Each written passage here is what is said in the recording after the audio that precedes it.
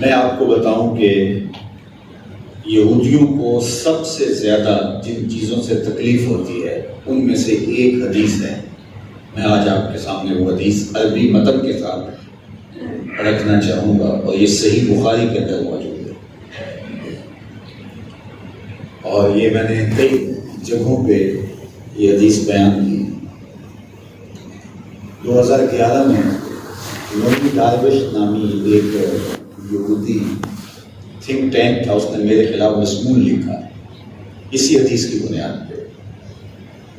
اور پھر 2017 میں جرمن کے اندر اسرائیل کے سفیر نے وہاں کے میڈیا پہ آ کے باقاعدہ میرے خلاف گفتگو کی، جس کی بنیاد پر کئی ممالک کے اندر میرے اوپر پابندی رہی صرف اسی حدیث کے بیان کرنے کا. آسٹریلیا کے اندر ایک منسٹر نے کھڑے ہو کر کے باقاعدہ نام لے کر کے اسی حدیث کے بیان کرنے پر جو ہے وہ گفتگو کی، اور وہ حالات ایسے ہوئے کہ مجھے 1 گھنٹے کے اندر اس طرح آسٹریلیا کو چھوڑنا پڑا تھا. یہ سب کچھ جو ہے وہ آپ دیکھتے ہیں، ریکارڈ کے اوپر موجود ہے، ان کی ویب سائٹ پہ جا کے دیکھ سکتے ہیں. اور مجھے یہ پنکھا ہے، یہ میز ہے، یہ مائک ہے، یہ رضا ثاقب مصطفی ہے، اس سے زیادہ یقین حضور کے اس فرمان پہ ہے.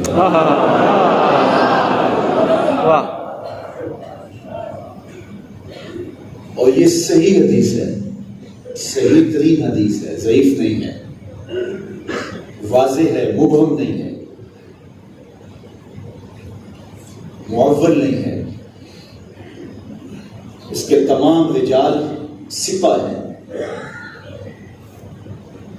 اللہ کے محبوب علیہ السلام نے قرب قیامت کی علامتیں بیان فرمائیں. اس لیے ہم کبھی بھی ایک لمحے کے لیے بھی تذبذب کا کبھی شکار نہیں ہوئے.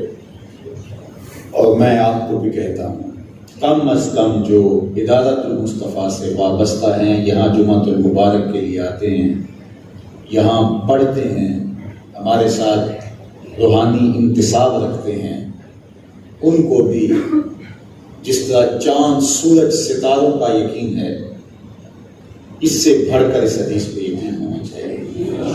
اور یہ یقین آپ کے اندر حرارت پیدا کرتا ہے اور آپ کو کبھی بھی جھکنے نہیں دیتا.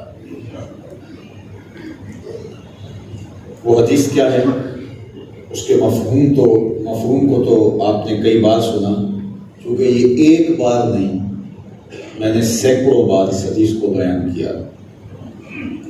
یہ حضرت عبداللہ بن عمر رضی اللہ تعالیٰ عنہ سے صحیح بخاری کے اندر مروی روایت ہے. وہ فرماتے ہیں کہ ان رسول اللہ صلی اللہ علیہ وآلہ وسلم قال، کہ اللہ کے محبوب علیہ السلام نے ارشاد فرمایا، تقاتلون الیہود، کہ تم یہودیوں سے لڑائی کرو گے. اللہ اکبر، یعنی اے صحابہ تمہاری نسلیں لڑیں گی یہودیوں سے.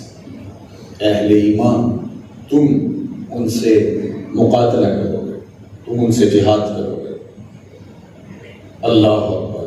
حتیٰ یختبی احدہم وراء الحجر، یہاں تک کہ اللہ اسلام کو کامل اکمل مکمل فتح یاب کر دے گا. اور ہارے ہوئے یہودی بھاگتے پھر رہے ہوں گے، پناہ گاہیں ڈھونڈ رہے ہوں گے، چھپ رہے ہوں گے. اور فرمایا کہ وہ پتھروں کے پیچھے چھپ رہے ہوں گے. فَيَقُولُ، وہ پتھر کہے گا، یا عبد اللہ، اے اللہ کے بندے مجاہد، ھذا یہودی ورائی فاقتلہ، یہ میرے پیچھے یہودی چھپا ہے، آ اس کو قتل کر.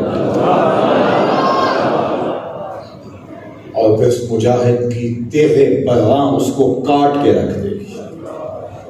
اللہ اکبر. اسلام کا جھنڈا سب سے اونچا ہوگا.